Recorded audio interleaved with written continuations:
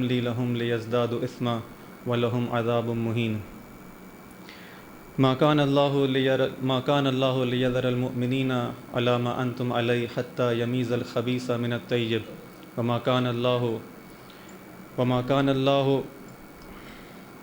ليطلعكم على الغيب ولكن الله يجتبي من رسله من يشاء فآمنوا بالله ورسله وإن تؤمنوا وتتقوا فلكم أجر عظيم. ایک درود بھیجے محمد علیہ اللهم صل على محمد وآل محمد. رب اشرح لي صدري ويسر لي أمري واحلل عقدة من لساني يفقهوا قولي.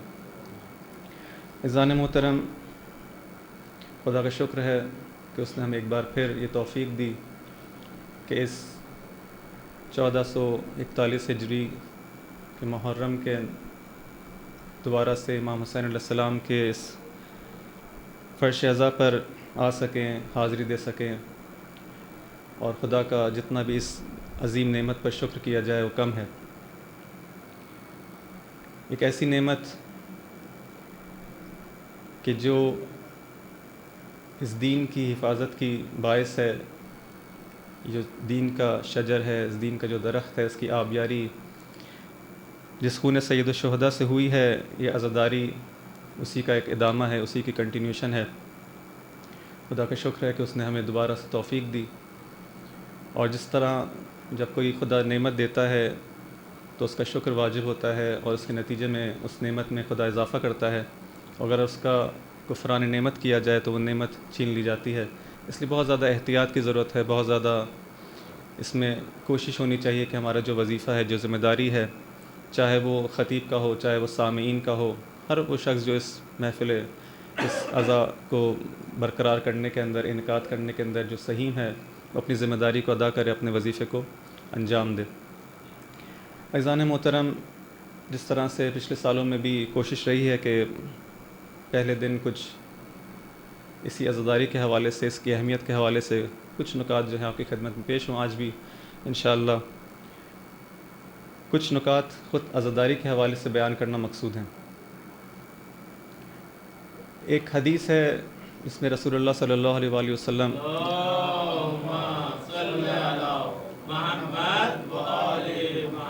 ارشاد فرماتے ہیں کہ کیا تم لوگ چاہتے ہو کہ ریاض الجنہ میں داخل ہو؟ ریاض الجنہ یعنی کیا؟ یعنی جنت کے باغات. سوال کرنے والوں نے کہا کہ ریاض الجنہ سے کیا مراد ہے، وہ کیا چیزیں ہیں، وہ جنت کے باغات کیا ہیں؟ فرمایا کہ حلق الذکر، وہ حلقات یعنی وہ سرکلز جہاں پہ ذکر ہوتا ہو وہ جنت کے باغات ہیں. جہاں پہ ذکر خدا ہوتا ہو، جہاں پہ ذکر اہل بیت ہوتا ہو، جہاں پہ ذکر دین ہوتا ہو، یہ جنت کے باغات ہیں. اگر انسان چاہتا ہے کہ اسی دنیا کے اندر ان جنت کے باغات کے اندر قدم رکھے اور وہاں پہ موجود ہو، تو بہت آسانی کے ساتھ ان محفلوں کے اندر، ان مجالس کے اندر جہاں پہ ذکر خدا ہوتا ہے وہاں پہ شریک ہو سکتا ہے، اور اسی دنیا کے اندر ان باغات کے اندر جو ہے وہ پہنچ سکتا ہے. تو ان مجالس کی اہمیت، ان مجالس، ان محافل کی اہمیت بہت زیادہ ہے. کئی روایات ہیں، انشاءاللہ آئندہ آنے والے دنوں کے اندر بھی آپ کی خدمت میں پیش کرنے کی کوشش کروں گا کہ جہاں پہ ان مجالس کے حوالے سے بہت زیادہ تاکید کی گئی ہے، اس گریہ وزاری کی بہت زیادہ تاکید کی گئی ہے، اس کی فضیلت انتہائی عظیم، اس کی فضیلت بیان کی گئی ہے. یہ سب چیزیں ہمارے لیے اس ذمہ داری کو اور سنگین کر دیتی ہیں کہ ہم اس کو سمجھیں کہ واقعاً اگر اتنی زیادہ اس کے فضائل ہیں، اتنی زیادہ اس کی تاکید کی گئی ہے، تو حتماً ہمیں بھی ہماری زیادہ اس میں ذمہ داری ہم کو ادا کرنے کے لیے جو ہے کوشش کرنی چاہیے کہ اس کی بھرپور طریقے سے اس کو جو ہے وہ ادا کر سکیں. اسی طرح سے جس طرح سے یہ حدیث آپ کی خدمت پیش کی، اور بھی کچھ روایات ہیں. ایک روایت جو کہ بارہا جو ہے وہ آپ کے سامنے جو ہے پیش ہوئی ہے، آپ لوگوں نے اور بھی جگہ سنی ہوگی، اس کا مطالعہ کیا ہوگا. وہ روایت ہے ریان ابن شبیب سے متعلق کہ آپ امام رضا علیہ السلام کی خدمت میں اللہم صلی علی محمد کی خدمت میں انہی ایام کے اندر، یعنی محرم کے ابتدائی ایام کے اندر، آغاز محرم کے اندر آپ کی خدمت میں آتے ہیں. ایک طویل حدیث ہے، اس کو پورا بیان کرنا مقصود نہیں ہے. اس کے بعض نکات جو ہیں جو بہت زیادہ اہمیت کے حامل ہیں، اس کو انشاءاللہ بیان کروں گا. تو یہ شخص ریان ابن شبیب جو ہے امام کی خدمت میں حاضر ہوتا ہے اور امام علیہ السلام اس سے محرم کے حوالے سے کچھ سوالات کرتے ہیں، یہاں تک کہ جو ہے وہ چند نکات جو ہیں آپ کی خدمت میں امام علیہ السلام جو ہے وہ عرض کرتے ہیں۔ کہتے ہیں کہ اے شبیب کے بیٹے، اے ریان، اگر تم چاہتے ہو کہ امام حسین علیہ السلام پر گریہ کرو تو یہ جان لو کہ جب تم گریہ کرتے ہو امام حسین علیہ السلام پر، تو یہ جب آنسو تمہارے چہرے پر جاری ہوتے ہیں تو خدا تمہارے جو گناہ ہیں، چاہے وہ پچھلے گناہ ہوں جو تم نے اب تک کیے ہیں، سب کے سب جو ہے وہ معاف کر دیتا ہے، سب کے سب جو ہے وہ بخش دیے جاتے ہیں۔ بس یہ جو گناہوں کا بخشا جانا ہے، یہ کیا ہے؟ انسان کی طہارت کا باعث ہے۔ انسان جب گناہوں سے پاک ہو جائے، خدا جب اس کے گناہوں کو بخش دے تو اس کی روح کی جو ہے وہ طہارت کا باعث ہے۔ اسی طرح سے فرماتے ہیں شبیب کے بیٹے، اگر تم چاہتے ہو کہ اس حالت میں خدا سے ملاقات کرو کہ گناہوں سے پاک ہو تو امام حسین علیہ السلام کی زیارت کرو۔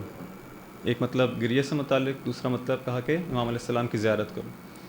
تیسرا مطلب فرماتے ہیں شبیب کے بیٹے، اگر تم چاہتے ہو کہ جنت میں خدا تمہیں ایسے کمروں میں رکھے کہ جہاں تم رسول اللہ صلی اللہ علیہ وسلم کے ساتھ ہو، اللہم صلی علی محمد وآل محمد، تو قاتلان امام حسین علیہ السلام پر لعنت کرو۔ یہ تین مطلب، بس ایک گریہ، ایک امام علیہ السلام کی زیارت، اور اسی طرح سے جو ہے وہ قاتلان امام حسین علیہ السلام پر لعنت۔ پھر فرماتے ہیں شبیب کے بیٹا، اگر چاہتے ہو کہ تمہیں ایک ایسا ثواب نصیب ہو کہ جس ثواب کے اندر، یعنی جو ثواب شہداء کربلا کا تھا، اس ثواب میں اگر شریک ہونا چاہتے ہو، اس جیسا ثواب حاصل کرنا چاہتے ہو، تو اس کے لیے تم جب بھی ان شہداء کا ذکر آئے تو کیا کہو؟ یا لیتنی کنت معہم فافوز فوزا عظیما، اے کاش میں بھی ان کے ساتھ ہوتا تاکہ اس عظیم مرتبت پر جو ہے فائز ہو سکتا۔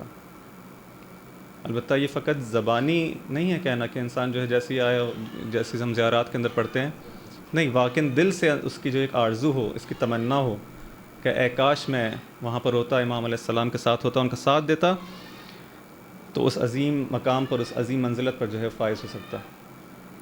اسی طرح سے آخری جو نقطہ ہے، فرماتے ہیں اے شبیب کے بیٹے، اے ریان، اگر تم چاہتے ہو کہ جنت کے ان اعلیٰ درجات میں جس میں ہم فائز ہیں اس میں ہمارے ساتھ ہو، تو عبارت ہے عجیب، فرماتے ہیں کہ فحزن لحزننا، تو ہمارے حزن کے اندر تم بھی محزون ہو، جب ہم غمگین ہو تو تم بھی غمگین ہو، ہماری فرح کے اندر، ہماری خوشیوں کے اندر تم بھی جو ہے وہ تمہیں خوش ہونا چاہیے، ہمارے حزن کے اندر تم محزون ہو، ہمارے غم کے اندر تم غمگین ہو، اور جب ہم خوش ہوں تو تم خوش ہو۔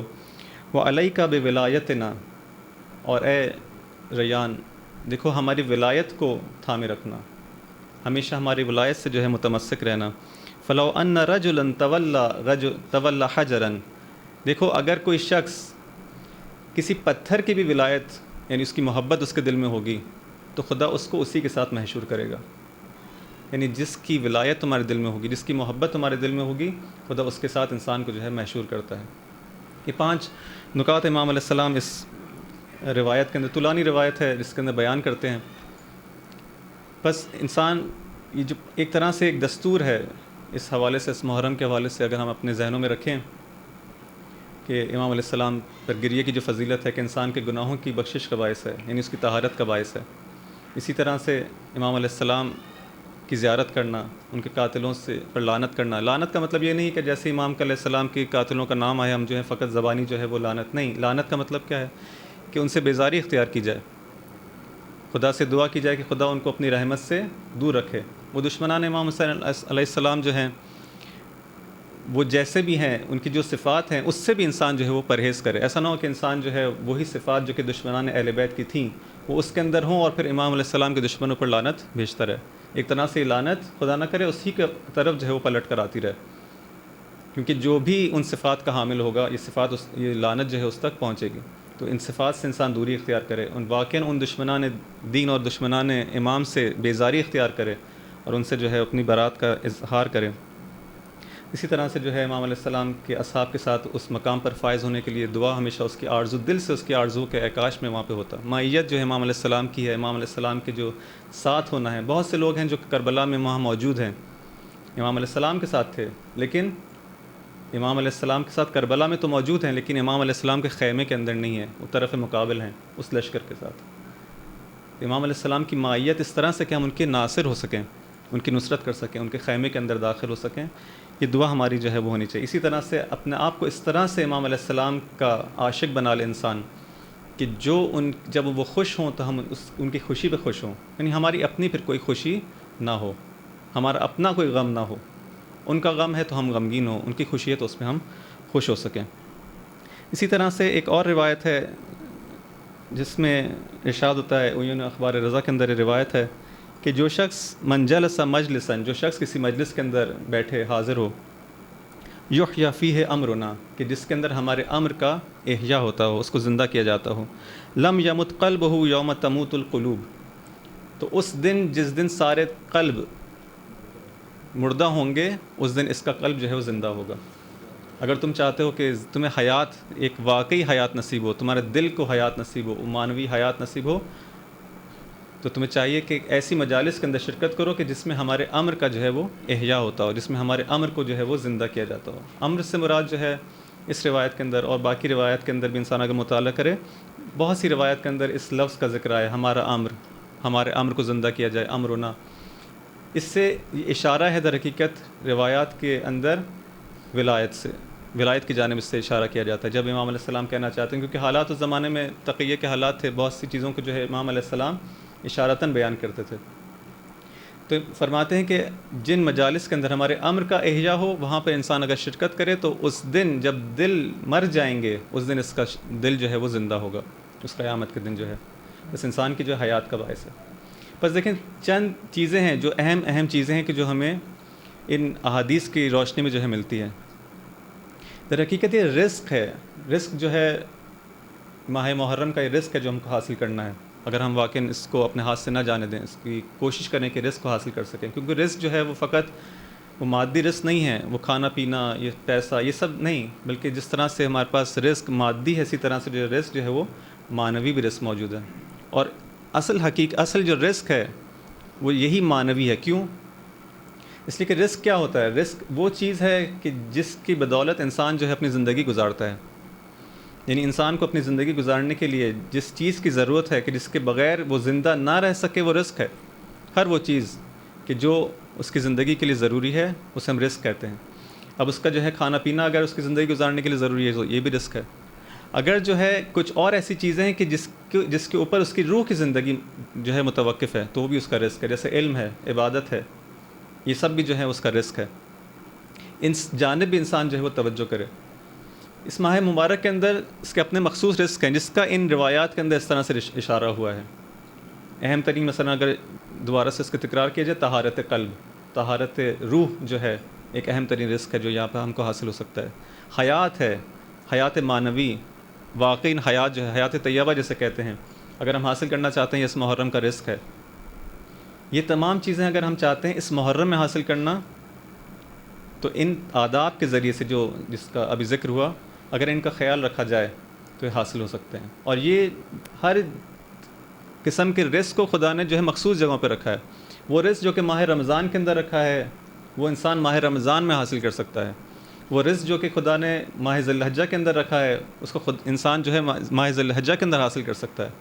اسی طرح سے وہ رزق جو کہ خدا نے ماہ محرم کے اندر رکھا ہے اس کو انسان اسی ماہ میں حاصل کر سکتا ہے۔ اگر یہ ماہ گزر جائے، یہ ایام گزر جائیں اور ہم اس جانب متوجہ نہ ہوں تو یہ جو توفیق ہے، یہ جو فرصت ہے ہمارے ہاتھ سے چلی جائے گی۔ مگر ایک انسان خدا جو ہے اس کو اگلے سال کی جو ہے مہلت دے اور اس کی زندگی ہو اور دوبارہ سے جو ہے اس کے سامنے یہ فرش عذاب بچھے اور اس سے وہ استفادہ کر سکے۔ لیکن اس وقت کا جو رزق ہے انسان کی پوری کوشش ہونی چاہیے کہ اس کو اسی ماہ کے اندر، انہی ایام کے اندر جو ہے وہ حاصل کر سکے، اس طہارت روح کو حاصل کر سکے، اس حیات طیبہ کو حاصل کر سکے۔ ایک درود بھیجے محمد و آل محمد پہ۔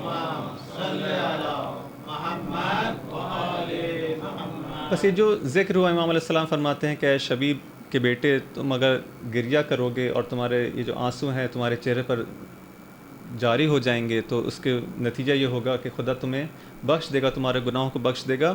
یہ گریہ جو ہے اس سے پہلے بھی جو ہے مجھے یاد پڑتا ہے کہ چند سال پہلے اس حوالے سے کچھ گفتگو ہوئی تھی، لیکن ایک دوسرے زاویے سے انشاءاللہ اس مرتبہ بات کرنے کی ضرورت ہے۔ گریہ جو ہے وہ امام علیہ السلام جس کی تاکید کر رہے ہیں، جس کی اتنی زیادہ فضائل ہیں کہ انسان کی طہارت روح کا باعث ہے، اس کے گناہوں کی بخشش کا باعث ہے، یہ گریہ مختلف درجات رکھتا ہے۔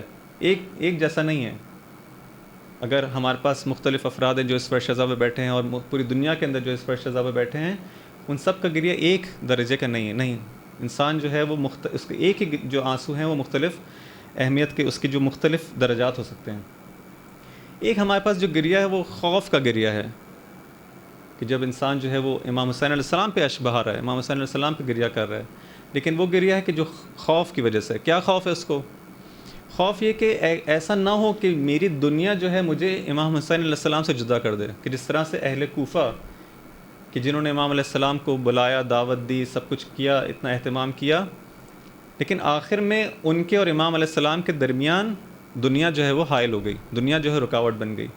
اور وہ لوگ جو کہ اتنا مشتاق تھے اور اتنے خطوط انہوں نے لکھے تھے اور اتنا اپنا اظہار محبت کیا تھا، دنیا جو ہے ان کے اور امام علیہ السلام کے درمیان جو ہے وہ رکاوٹ بن گئی. تو یہ شخص ممکن ہے گریہ کرتا رہے، اور چونکہ بالآخر جو تاریخ کو دیکھتا ہے، تمام حالات کو سنتا ہے، مصائب کو دیکھتا ہے کہ کیا ہوا امام علیہ السلام کے ساتھ، کس طرح سے تنہا رہ گئے، تو یہ گریہ، یہ بھی ایک فضیلت والا گریہ، ایسا نہیں کہ اس کی کوئی، لیکن یہ کس طرح سے ہے کہ وہ یہ ڈر رہا ہے. اے خدا، گریہ کرتا جاتا ہے، اس کے دل میں یہ چیز آتی جاتی ہے کہ اے خدا ایسا نہ ہو کہ میں اپنے امام سے جو ہے کسی طرح سے جدا ہو جاؤں، اور میں بھی جب امتحان کا وقت آئے تو اپنے امام کو جو ہے چھوڑ دوں.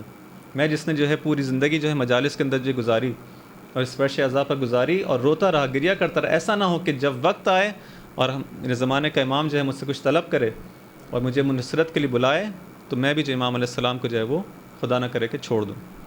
وہ گریہ کرتا ہے اسی طرح سے ممکن ہے ایک شخص جو گریہ کر رہا ہے وہ اس سے تھوڑا سا بڑھ کر اس کی جو ہے وہ احساسات جو ہیں وہ یہ نہیں، اس کو اطمینان ہے کہ نہیں انشاءاللہ کہ میں امام علیہ السلام کے ناصرین میں سے ہوں گا. وہ اس بات پہ گریہ کرتا ہے کہ میں کیوں اس زمانے میں، اس 61 ہجری کے اندر کربلا میں موجود نہیں تھا، کیوں ایسا ہوا. واقعاً ایک بہت ہی پاکیزہ احساس کہ انسان جو ہے گریہ کرتا ہے کہ کیوں، آخر ایسا کیوں ہوا کہ میں اس زمانے میں موجود نہیں تھا. اے کاش میں اس زمانے میں ہوتا تو امام کی نصرت کرتا. خدا نے مجھے اس زمانے کے اندر جو خلق کیا، اگر میں اس زمانے میں ہوتا تو امام علیہ السلام کی نصرت کر سکتا تھا. اور یہ چیز ہم کو جو ہے وہ بعض زیارات کے اندر جو ہے وہ ملتی ہے امام زمانہ کے حوالے سے. شاید اس کو اس پر ہم کیا جا سکتا ہے کہ جو امام علیہ السلام کہتے ہیں کہ مجھے اے خدا تو نے مجھ کو اس زمانے کی وجہ سے جو ہے وہ دور کر دیا کہ میں اس زمانے میں نہیں تھا، کربلا میں موجود نہیں تھا، تو اب میں صبح و شام جو ہے وہ گریہ کرتا ہوں، صبح و شام گریہ کرتا ہوں. یہ بھی ایک قسم کا گریہ ہے اس بات پر کہ میں امام کی نصرت نہ کر سکا، اس سے محروم رہ گیا. ایک شخص ممکن ہے اس سے بالاتر اس کو یہ کہے کہ ایک اور طریقے سے جو ہے وہ گریہ کرتا، اس کے ذہن میں یہ ہو، اس لیے گریہ کرتا ہو کہ اے کاش میں وہاں پر ہوتا کربلا کی زمین پر اور امام علیہ السلام کی سپر بن جاتا، نہیں کہ نصرت کرتا. ایک دفعہ میں گریہ کرتا ہوں اس بات پہ کہ میں درست ہے کہ امام علیہ السلام کو شہادت نصیب ہوئی اور وہ جو ہے وہ مظلومیت کے ساتھ جو ہے ان کو قتل کر دیا گیا، لیکن میں بالآخر جو کچھ کر سکتا تھا میں آپ کی نصرت کرتا ہے کاش. ایک دفعہ یہ ہے کہ نہیں، امام علیہ السلام اصلاً ان کی شہادت نہیں ہوتی، اے کاش میں ان کی سپر بن جاتا، وہ تیر جو ان پر چلے، اے کاش میں وہاں پر ہوتا تاکہ وہ سارے کے سارے تیر جو ہے وہ میں اپنے جسم پر لے لیتا، وہ تلواروں کے وار مجھ پر آ جاتے اور امام پر ایک زخم بھی نہ آتا. اے کاش میں وہاں پر ہوتا. اس طرح سے امام علیہ السلام کی سپر بن جاتا. اور پھر ایک شخص ممکن اس طرح سے گریہ کرے، وہ جیسے ہی امام علیہ السلام کا نام آئے، جیسے ہی ایام کے اندر اس فرش عزا پہ بیٹھے تو وہ اس لیے گریہ کرے کہ اس کو معلوم ہے کہ اس کے وقت کا امام اس وقت محزون ہے، اس وقت غمگین ہے.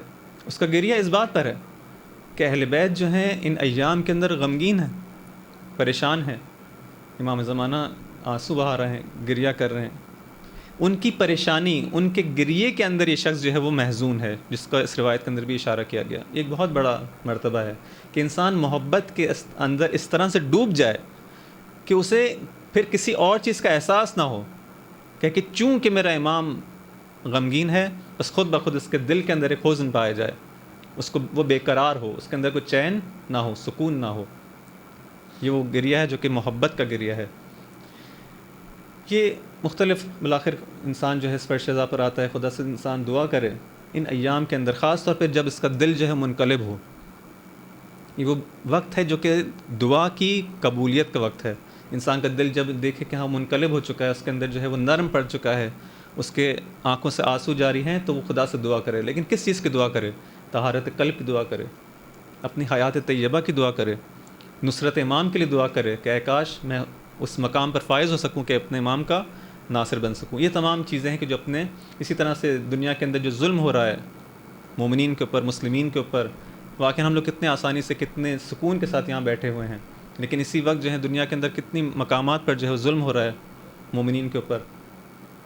ان کو یاد کریں، اور اس وقت جب کہ ہمارے دل جو ہے منقلب ہوں، خاص طور پر ان کے لیے دعا کریں. یمن کے اندر، کشمیر کے اندر جو لوگ نہیں معلوم کس طرح سے جو ہے وہ زندگی گزار رہے ہیں، ان کے لیے جو ہے خاص طور پہ جو ہے انسان جو ہے دعا کرے. اسی طرح جہاں جہاں دنیا کے اندر مجاہدین ہیں جو لڑ رہے ہیں، ظالموں کے مقابلے میں رہے ہیں، سب کے سب جو ہیں خدا ان کو نصر عطا فرمائے. اس کی دعا انسان ان دعاؤں کو اپنے دل سے انسان جو ہے وہ ایک لمحے کے لیے بھی فراموش نہ کرے، کیونکہ کم سے کم کام جو ہم کر سکتے ہیں ان مجاہدین کے لیے، ان مومنین کے لیے جو مصیبتوں کے اندر گرفتار ہیں، کم از کم یہ کام ہے کہ ہم ان کے لیے دعا کر سکتے ہیں. ایک درود بھیجے محمد و آل محمد پر.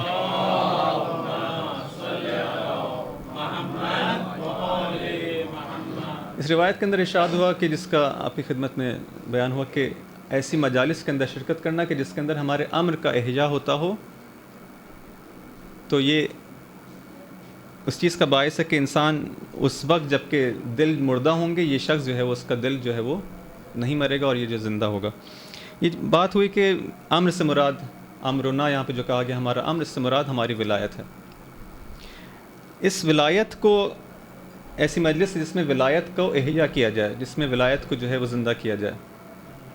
خوب، امر ولایت کو اگر آپ جو ہے زندہ کرنا چاہتے ہیں، اس زمانے کے اندر اگر ہم دیکھا جائے تو ولایت، ہماری ولایت سے کیا مراد ہے؟ یعنی امام زمانہ کی ولایت، اس کو جو ہے ہم زندہ کریں.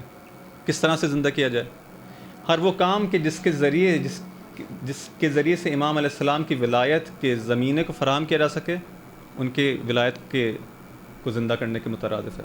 اسی طرح سے ہر وہ کام کہ جو ان کے مخالفین ہیں، جو طواغیت ہیں، جو ظالمین ہیں، ان کی ولایت کو ختم کرنے کے حوالے سے ہو، یہ بھی اسی سلسلے کی کڑی ہے. اس کے دو رخ ہیں. ایک دفعہ آپ ایسا کام کرتے ہیں کہ امام زمانہ کے ولایت کا زمینہ فراہم ہو سکے، ان کی حکومت کا، ان کے ظہور کا زمینہ فراہم ہو سکے. دوبارہ سے ولایت سے کیا مراد ہے؟ تمام اختیارات جو ہیں، باطنی تو ان کے ہاتھ میں ہیں، ظاہری بھی تمام اختیارات جو ان کے ہاتھ میں آئیں. تو اس کے لیے جو کچھ میں کر سکتا ہوں وہ کروں. ہم یہاں پر ان مجالس اعضاء کے ذریعے سے کیا کر سکتے ہیں؟ اس کا کیا تعلق ہے ان مجالس کا اس امر کے احیا سے؟ کہ ان کی تعلیمات کو جو ہے عام کیا جائے، ان کی سیرت کو جو ہے بیان کیا جائے، ان کی سنت کو جو ہے بیان کیا جائے، تاکہ اس ذریعے سے جو ہے انسان اس زمینے کو جو ہے فراہم کر سکے. لوگوں کے دل جو ہے ان کی جانب مائل ہوں، ان تعلیمات کی جانب، حقیقی تعلیمات کی جانب. جیسے ہی لوگوں کے دل مائل ہوں گے، جیسے ہی شعور لوگوں کے دل بیدار ہوگا، حقیقی اسلام سے جب آشنا ہوں گے، خود بخود جو ہے وہ یہ زمینہ جو ہے فراہم ہوگا، امام کے انصار پیدا ہوں گے، اور یہ اس سلسلے میں جو ہے قدم ہوگا. اور اسی طرح سے برعکس، جیسے جیسے یہ تعلیمات عام ہوں گی، خدا کی ولایت اور اس کی جانشینوں، اس کے حقیقی جو خلیفہ ہیں، ان کی محبت اور ان کی ولایت جب ان دلوں میں آئے گی، تو خود بخود ان کے دشمنوں کی محبت ختم ہوگی اس معاشرے سے، اور لوگ ان سے بیزار ہوں گے، اس سے برات کا اظہار کریں گے، اور ان کی ولایت کے جو ہے وہ آثار جو ہے آہستہ آہستہ ختم ہوں گے. دونوں کام جو ہیں ساتھ ساتھ ہونے چاہیے. کس طرح سے؟ انہی مجالس کے ذریعے سے. ایک بہت بڑا ذریعہ ہے، بہت بڑا ایک ایسا وسیلہ ہے کہ جس کو خدا نے ایک بہت بڑی نعمت کے طور پر جو ہے ہمیں اس مکتب اہل بیت کو جو ہے یہ وسیلہ عطا کیا ہے. بس ان مجالس کے اندر جہاں پر ولایت معصومین کو احیا ہونا ہے، اس کا ایک طریقہ یہ ہے کہ یہاں پر ان کی سیرت کا بیان ہو، ان کی تعلیمات کا جو ہے بیان ہو. اسی حوالے سے جو ہے جو موضوع کا جو انتخاب کیا گیا ہے وہ قیام سید الشہداء علیہ السلام سنن الہی کی روشنی میں، کہ ہم اس قیام کو، اس پورے واقعے کو کس نگاہ سے دیکھیں. مختلف نگاہ سے جو ہے کربلا کے واقعے کو دیکھا جا سکتا ہے. کربلا کے واقعے کو سیرت اہل بیت کے درمیان جو ہے ایک اہم ترین، ایک کلیدی جسے کہتے ہیں، وہ اس کی حیثیت ہے کہ کربلا کے یہ ایسا واقعہ ہے کہ کربلا سے پہلے بھی اس کے جانب جو ہے وہ اشارہ ہوا، اس کے جانب جو ہے بیان کیا گیا، اور اس کے بعد تو مخصوصاً جو ہے اس کے بعد جو آئمہ آئے انہوں نے مخصوصاً اس کے جانب جو ہے بہت زیادہ تاکید کی. اور یہ ساری روایت جس طرح سے ایک مثال جو ہے وہ ریان والی روایت فقط ایک مثال ہے اس کی، تو بہت زیادہ تاکید اس واقعہ کربلا کے حوالے سے. بس اس واقعہ کربلا کو مختلف زاویوں سے جو ہے دیکھا جا سکتا ہے. اس میں سے ایک زاویہ جو انشاءاللہ اس سال جو ہے جس پر کچھ گفتگو کرنا مقصود ہے وہ یہ ہے کہ ہم سنن الہی کی روشنی میں جو ہے اس واقعے کو دیکھیں. یعنی کیا؟ سنن جو ہے وہ جم ہے سنت کی، سنت الہی، مختلف جو ہمارے پاس سنت الہی ہیں اس کی روشنی میں اس کربلا کے واقعے کو دیکھا جائے. خوب، سنت الہی سے منظور کیا ہے؟ اس کا مقصد کیا ہے؟ سنت الہی، سنت کسے کہتے ہیں؟ کوئی ایک ایسا روش، کوئی خاص طریقہ. سنت الہی جس طرح ہم کہتے ہیں سنت رسول، یہ چیز جو ہے سنت ہے، تو ایک معنی اس کا یہ ہے کہ وہی سیرت رسول، کہ وہ کام جو کہ آپ اپنی زندگی میں کیا کرتے، ایک دفعہ کرنے والا کام نہیں کہ جس کو ایک دفعہ انجام دیا گیا ہو، نہیں، ان کا روش جو ہو، ان کا جو معمول ہو، جس طرح سے وہ جس پہ جو ہے زندگی گزارا کرتے ہیں، اس کو ہم کہتے ہیں سیرت. اس معنی میں اگر سنت ہو تو سنت الہی سے کیا مراد ہے؟ یعنی ایک وہ طریقہ، وہ ضوابط کہ جس پر خدا اس جہان کے، اس دنیا کے امور کو چلاتا ہے، اس کی تدبیر کرتا ہے، اس کو ہم کہتے ہیں سنت الہی.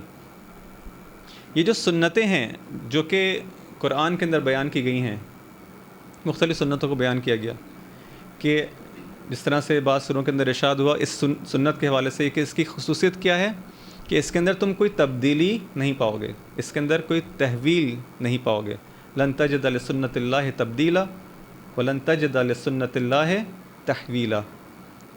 نہ اس کے اندر تبدیلی ہوتی ہے. یعنی کیا مطلب سنت کے اندر تبدیلی نہیں ہوتی؟ فرض ایک مثال کے طور پر اگر سنت الہی ہے کہ فرض کریں کہ عذاب جو ہے خاص مواقع پر جب شرائط اس کی میسر آ جائیں گی تو عذاب نازل ہوگا. اب یہ اس سنت کے اندر تبدیلی نہیں آئے گی. یعنی کیا مطلب؟ یعنی اگر وہ سنت یہ ہے کہ یہاں پہ عذاب نازل ہونا ہے کسی قوم پر، تو ایسا نہیں کہ اس کی بجائے جو ہے وہاں پہ نعمتیں آ جائیں اور وہاں پہ عافیت آ جائے عذاب کے بجائے. نہیں، اگر عذاب آنا ہے تو وہاں پہ عذاب نازل ہوگا، وہاں پہ تبدیلی نہیں ہوگی کہ عذاب کے بجائے نعمت آ جائے. اسی طرح سے اس سنت کے اندر تحویل نہیں ہوگی. یعنی کیا؟ یعنی اگر عذاب اس قوم پر آنا ہے تو ایسا نہیں کہ کسی اور پر آ جائے، جو جس سے متعلق ہوگا وہی ہوگا. یعنی اگر ہمارے اندر ایسی کچھ شرائط ہوں اور ہم بلا وجہ جو ہے اس آس میں اور اس امید میں نہ بیٹھیں کہ نہیں گرچہ گناہ ہم کر رہے ہیں لیکن عذاب کہیں اور آ جائے، نہیں، ایسا نہیں ہو سکتا. سنت خدا کے اندر نہ تبدیلی ہے نہ تحویل ہے. جس سے متعلق وہ سنت ہوگی وہیں پہ اجرا ہوگی اور اس کے اندر کوئی تبدیلی بھی نہیں ہوگی. یہ ایک خصوصیت ہے. انشاءاللہ کچھ اور خصوصیات ہیں جو بیان ہوں گی.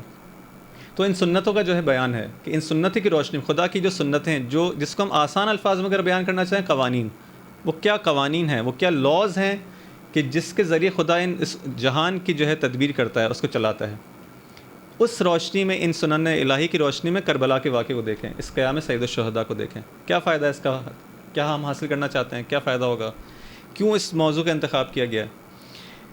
فائدہ اس کا یہ ہے کہ ان سنتوں کے اندر چونکہ تبدیلی نہیں، اس کے اندر ایک ثبات ہے. جب ثبات پایا جاتا ہے، ایک ضابطہ ہے، قانون ہے، تو ہم اس سے جو ہے اپنی زندگی کے لیے بہت ساری چیزوں کو جو ہے عکس کر سکتے ہیں، اس سے عبرت حاصل کر سکتے ہیں.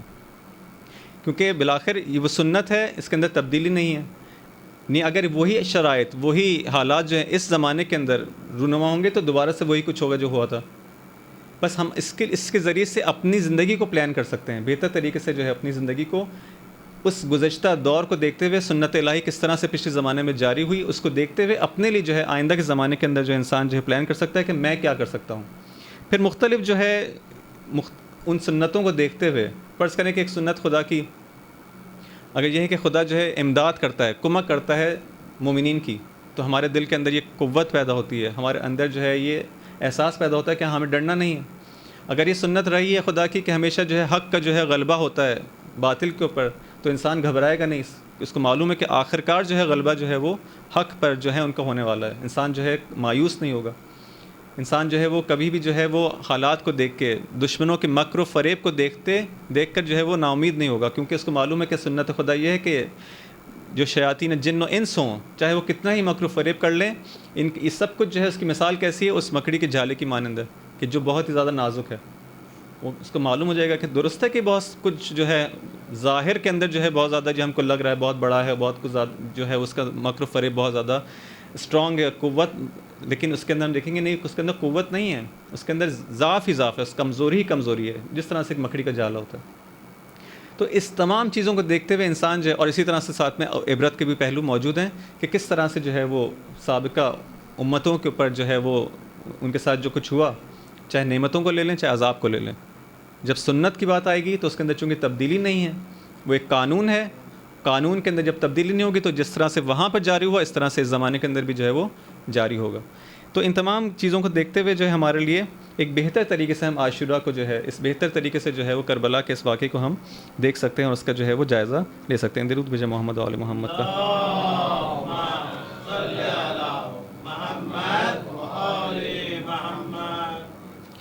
انہی سنتوں کے اندر سے انشاءاللہ جو ہے وہ بہت ساری سنتیں جو ہے قرآن کے اندر بیان کی گئی، مثلا فرض کریں علامہ طباطبائی جو اپنی کتاب کے اندر جو ہے وہ 17-18 جو ہے وہ سنتوں کو ان آیات کی طرف اشارہ کرتے ہیں جس میں سنتوں کا ذکر ہوا ہے۔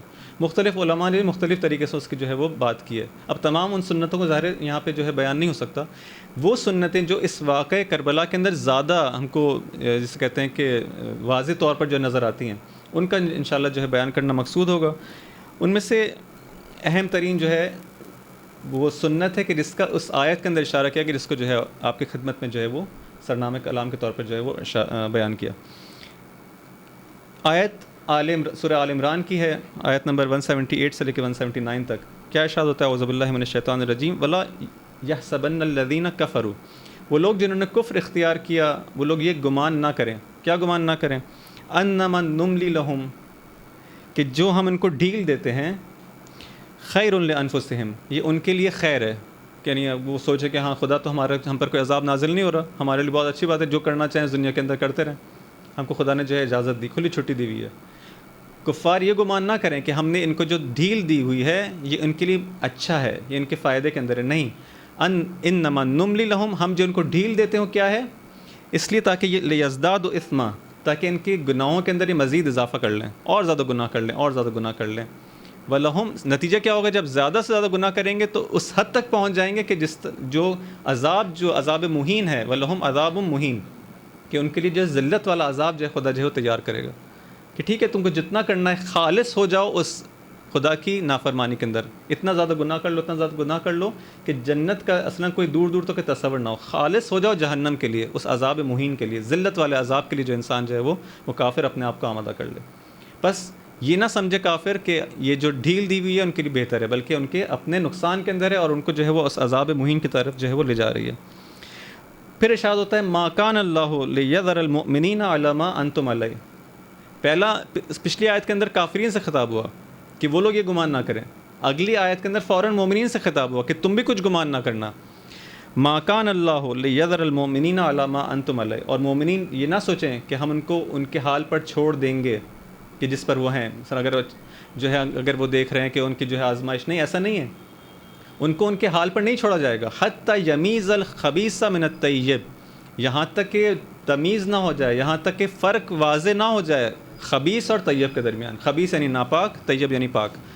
پاک اور ناپاک کے درمیان جب تک فرق نہیں ہو جائے گا، جب تک خدا تم کو تمہارے حال پر نہیں چھوڑے گا، حتماً تمہارا بھی امتحان ہوگا، حتماً تمہاری بھی جو ہے وہ آزمائش کی جائے گی۔ وما کان اللہ لیطلعکم علی الغیب، اور خدا، ممکن ہے کسی کے ذہن میں جو ہے وہ سوال آئے کہ بھئی یہ جب خدا کو تو بالآخر معلوم ہے کہ نیک کون ہے، پاک کون ہے اور ناپاک کون ہے، خبیث کون ہے، طیب کون ہے، جب خدا کو سب معلوم ہے تو خدا جو ہے ان کو الگ کر دے، ان کے درمیان فیصلہ ہو جائے، اتنے امتحانات کے ساتھ گزارنے کی کیا ضرورت ہے؟ تو اس کا جواب فوراً جو ہے وہ یہاں پہ دیا جاتا ہے، وما کان اللہ لیطلعکم علی الغیب، اور خدا تمہیں جو ہے غیب سے مطلع نہیں کرے گا، یعنی خدا کی یہ عادت نہیں ہے، خدا کی سنت نہیں ہے کہ تمہیں ہر انسان کو جو ہے وہ غیب سے جو ہے آشنا کر دے، نہیں، بلکہ ایک بڑا امتحان اسی کے ذریعے سے، اسی غیب کے ذریعے سے، کہ اگر انسان کو سب کچھ معلوم ہو جائے تو وہ امتحان کی کیفیت باقی نہیں رہتی۔ تو خدا جو ہے وہ تم لوگوں کو جو ہے وہ غیب سے جو ہے وہ آگاہ نہیں کرے گا، ولیکن اللہ یجتبی من رسلہ من یشاء، ہاں اس کے جو خاص بندے ہیں، خاص جو رسول ہیں، ان کو اس غیب سے جو ہے وہ آشنا کرے گا، اس سے جو ہے ان کو آگاہ کرے گا۔ اب جب کہ قرار یہ نہیں ہے کہ تم کو غیب سے آگاہ کیا جائے تو کیا ہے؟ راستہ وہی باقی رہ جاتا ہے۔ راستہ کیا باقی رہ جاتا ہے؟ امتحان کا راستہ، یعنی اگر پاک اور ناپاک کے درمیان فیصلہ کرنا ہے تو ایک ہی راستہ ہے، وہ امتحان کا راستہ ہے۔ تو کیا کرنا ہوگا؟ فآمنوا، بس خدا پر جو ایمان لاؤ، فآمنوا باللہ ورسولہ، بس خدا پر ایمان لاؤ اور اس کے رسولوں پر جو ایمان لاؤ، یہی وہ راستہ ہے۔ اگر چاہتے ہو کہ پاکوں کی صف میں آ جاؤ اور اپنے آپ کو ناپاکوں سے جدا کر لو تو ایک ہی راستہ ہے کہ ایمان لے آؤ خدا پر اور اس کے پیغمبر پر ایمان لے آؤ۔ لیکن فوراً ارشاد ہوا کہ فقط ایمان لانا جو ہے وہ کافی نہیں ہے، بلکہ ایمان کے ساتھ ساتھ عمل بھی کرنا ہوگا۔ وَإِن تُؤْمِنُوا وَتَتَّقُوا، فوراً جو ہے ایمان کے ساتھ تقوی کو جو ہے وہ ساتھ میں بیان کر دیا، فقط ایمان نہیں، وَإِن تُؤْمِنُوا وَتَتَّقُوا فَلَكُمْ أَجْرٌ عَظِيمٌ، کہ اگر تم ایمان بھی لے آؤ اور ساتھ میں جو ہے وہ عمل صالح انجام دو، یعنی تقوی اختیار کرو، تو تمہارے لیے جو ہے وہ بہترین اجر مہیا ہوگا۔ خوب، یہاں پہ اس سنت کی جانب اشارہ ہو رہا ہے، دو سنتیں کی جانب اشارہ ہو رہا ہے ایک طرح سے۔ ایک سنت جو ہے کافرین سے متعلق ہے کہ ان کو جو ڈھیل دی جا رہی ہے وہ در حقیقت ان کے اپنے فائدے میں نہیں بلکہ ان کے نقصان میں ہے، وہ خوش نہ ہوں۔ اسی طرح سے مومنین بھی زیادہ جو ہے وہ اطمینان کی زندگی اطمینان سے نہ رہیں کہ جس طرح سے وہ ہیں اسی طرح سے حالات چلتے رہیں گے، نہیں، خدا جب تک کہ پاک اور ناپاک کو جو ہے جدا نہ کر دے اس طرح سے حالات نہیں چلیں گے۔ حتماً امتحان، حتماً آزمائش ہوگی، اور یہ ایک سنت ہے، سنت کے اندر تبدیلی نہیں ہے، حتماً ہو کے رہے گی، حتماً امتحان ہو کے رہے گا، بس انسان اس کے لیے اپنے آپ کو آمادہ رکھے۔ جب امتحان ہوگا، امتحان اختیار کے بغیر ہو نہیں سکتا، یعنی ایسا نہیں ہو سکتا کہ خدا انسان کو مجبور خلق کرے اور پھر سے جو ہے اس کا امتحان بھی لیا جائے۔ جب امتحان ہے تو حتماً اس کا مطلب ہے کہ خدا نے انسان کو اختیار دے کر بھیجا ہے، وہ مختار ہے کہ اس راستے کو انتخاب کرے، اس راستے کو انتخاب کرے، یہ بھی جو ہے وہ ساتھ ساتھ ایک سنت ہے۔ بس یہ جو امتحان ہے جو سب کا ہو کے رہے گا، جس طرح سے ہمارا ہونا ہے اس طرح سے پہلے والوں کا بھی ہوا ہے، اور اس سنت سے دیکھیں ہم کو جو ہے کربلا کے میں کیا ہم سے حاصل کر سکتے ہیں انشاءاللہ آئندہ کی مجلسوں کے اندر۔ آج اسی مطلب کو لے کر اگر ہم دیکھیں کہ کربلا کے اس واقعے کے اندر جو آغاز ہوا ہے اسی سنت امتحان اور اسی سنت کو پر اگر غور کیا جائے کہ خدا نے ایک امتحان لیا ہے، یہ واقعہ کربلا کیا ہے؟ کلاً ایک امتحان ہے کہ جب 60 ہجری کے اندر رجب کے اندر معاویہ کی موت واقع ہوتی ہے، اور اس مسند، اب خلافت تو نہیں کہہ سکتے، مسند سلطنت معاویہ پر جب یزید جیسا شخص جو ہے وہ بیٹھتا ہے اور امام علیہ السلام کو اطلاع دی جاتی ہے،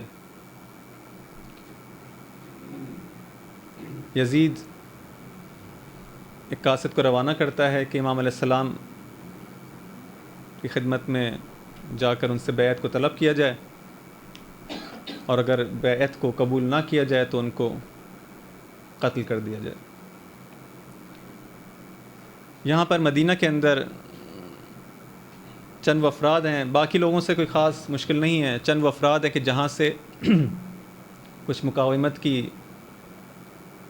کا خوف ہے یزید کو، مثلا عبد الرحمن ابن ابو بکر ہے، عبداللہ ابن عمر ہے، عبداللہ ابن زبیر ہے، اور امام حسین علیہ السلام ہے۔ یہ وہ شخصیات ہیں کہ جن سے اگر کوئی خوف ہے کہ ہاں یہ لوگ مقاومت کر سکتے ہیں، یہ لوگ مشکل ایجاد کر سکتے ہیں، تو یہ لوگ ہیں، تو خاص طور پر ان کی تاکید کرتے ہوئے جو ہے وہ قاصد کو بھیجا جاتا ہے۔ یہاں پر امام علیہ السلام مدینہ میں ہیں، ابھی قاصد پہنچا نہیں ہے، امام علیہ السلام عبداللہ ابن زبیر کے ساتھ مسجد نبوی کے اندر جو ہے وہ تشریف فرما ہیں، یہاں تک کہ یہاں پر امام علیہ السلام وہ قاصد آتا ہے، اور اس سے پہلے کہ وہ خبر دے، امام علیہ السلام کہتے ہیں کہ ایسا معلوم ہوتا ہے کہ معاویہ مر چکا ہے اور یزید اب ہم سے بیعت کا طلبگار ہے۔ اور اسی طرح سے ہوتا ہے، قاصد مدینہ کے گورنر ولید کے پاس پیغام لے کر آتا ہے کہ یزید کی بیعت کا مطالبہ کیا جائے، اور جو اس کی مخالفت کرے اس کو قتل کر دیا جائے، چاہے وہ امام حسین علیہ السلام جیسی شخصیت کیوں نہ ہو۔ جب ولید کو یہ علم ہوتا ہے تو امام علیہ السلام کو طلب کرتا ہے، امام علیہ السلام بنی ہاشم کے جوانوں کو لے کر دربار کی جانب جاتے ہیں اور کہتے ہیں کہ تم لوگ باہر میرا انتظار کرو، اور اگر میری آواز بلند ہو جائے تو اندر آ جانا۔ امام علیہ السلام اندر جاتے ہیں، وہاں پہ مروان موجود ہے ولید کے ساتھ۔ ولید امام علیہ السلام کے سامنے اس بیعت کا تقاضا کرتا ہے، کہتا ہے کہ معاویہ اس دنیا سے جا چکا ہے، یزید اس مسند سلطنت پر بیٹھ چکا ہے، اور آپ سے اس نے بیعت کا تقاضا کیا ہے۔ امام علیہ السلام کہتے ہیں کہ مجھ جیسا شخص یزید جیسے شخص کی بیعت نہیں کر سکتا۔ وہاں پہ مروان بھی موجود ہوتا ہے، مروان ایک بہت ہی گستاخ انسان ہے، دشمنان اہل بیت میں سے ہے، وہ ولید کی جانب اشارہ کرتا ہے کہ ولید دیکھو، اگر امام حسین علیہ السلام اس جگہ سے چلے گئے تو تمہارے ہاتھ دوبارہ نہیں آئیں گے، اسی جگہ پر امام علیہ السلام سے بیعت کو طلب کرو۔ جب امام علیہ السلام دیکھتے ہیں کہ مروان اس طرح سے گستاخی کر رہا ہے امام علیہ السلام غضبناک ہو کر ولید سے کہتے ہیں اے ولید، اے مروان یبن الزرقاء، کیا تو مجھے قتل کی دھمکی دیتا ہے، کیا تو مجھے قتل سے ڈراتا ہے؟ اور پھر امام علیہ السلام وہاں پر اپنے فضائل کو بیان کرتے ہیں کہ تم جانتے ہو ہم کون ہیں، ہم خاندان نبوت اور رسالت میں سے ہیں، معدن رسالت ہیں، ہمارا گھر وہ ہے جہاں پر ملائکہ نازل ہوتے ہیں، اور تم مجھ سے جو ہے یزید کی بیعت کا مطالبہ کرتے ہو، وہ یزید جو کہ شارب خمر ہے، جو شرابی ہے، امام حسین علیہ السلام سے، اس پاک ہستی سے یزید کے ہاتھ پر بیعت کرنے کا مطالبہ کرتے ہو، وہ یزید جو کہ شرابی ہے، وہ یزید جو کہ علناً فسق و فجور انجام دیتا ہے۔ مجھ جیسا شخص کبھی بھی یزید جیسے شخص کی بیعت نہیں کر سکتا۔ بس انتظار کرو صبح ہونے کا کہ جب سب لوگ موجود ہوں، کیونکہ یہ بیعت کا معاملہ ہے، اس کو اس طرح سے تنہائی کے اندر انجام نہیں پانا چاہیے۔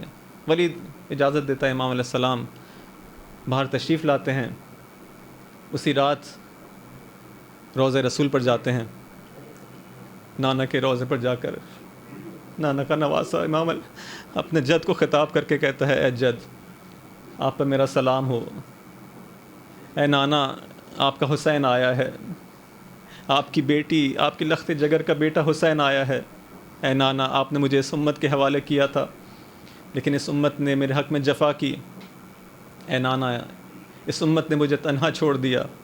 بہت گریا کرتے ہیں، بہت گریا کرتے ہیں، یہاں تک کہ بے حال ہو جاتے ہیں، دیکھتے ہیں کہ رسول اللہ تشریف لائے ہیں، فرشتوں کے ساتھ تشریف لائے ہیں، امام حسین علیہ السلام کو گلے لگاتے ہیں، ان کی پیشانی کا بوسہ لیتے ہیں، کہتے ہیں میرے بیٹا حسین تم جلد ہم سے آ کے ملو گے، اے میرے بیٹا تمہارے بھائی، تمہاری والدہ، تمہارا باپ تمہارا منتظر ہے، دیکھو بیٹا تمہیں کربلا میں شہید ہونا ہے، اس میں اس طرح سے شہید کیا جائے گا کہ بھوکے اور پیاسے تمہیں شہید کیا جائے گا۔ یہ تمام چیزوں کی خبر دیتے ہیں، امام علیہ السلام کی آنکھ کھلتی ہے، عثمان روضہ رسول سے باہر آتے ہیں، حرم رسول کو خبردار کرتے ہیں کہ ہمیں اس مدینہ کو چھوڑ کر جانا ہے۔